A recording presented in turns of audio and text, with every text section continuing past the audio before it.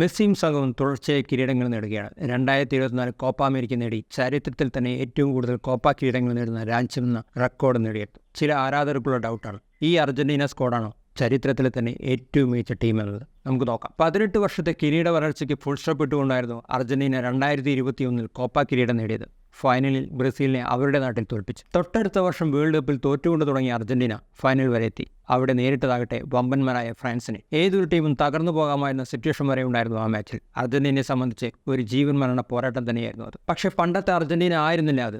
വിട്ടുകൊടുക്കാൻ തയ്യാറല്ലാത്ത കോച്ചും ആ വാശി കൈമുതലായ ഒരു കുടുംബമായി മാറിയിരുന്നു അപ്പോഴേക്കും അവർ. ആ കിരീടവും നേടിയെടുത്ത അർജന്റീന ആ വിന്നിംഗ് സ്ട്രീക്കും ഒരു പരിധിവരെ ആ ഫോമും 2024 വരെ നിലനിർത്താൻ അവർക്ക് സാധിച്ചു. അതിൻ്റെ ഫലമായി 2024 കോപ്പയും അവർ നേടിയെടുത്തു. ഇതിനിടയിൽ ക്ലബ് തലത്തിലെ സൂപ്പർ കപ്പ് ഫോർമാറ്റ് പോലെ ഇന്റർനാഷണൽ തലത്തിലെ ഫൈനലിസമയും അവർ നേടുകയുണ്ടായി. അങ്ങനെ സ്പെയിനിന് ശേഷം തുടർച്ചയായി 3 മേജർ കിരീടങ്ങൾ നേടുന്ന ഒരു ടീമായി അർജന്റീന മാറുകയും ചെയ്തു.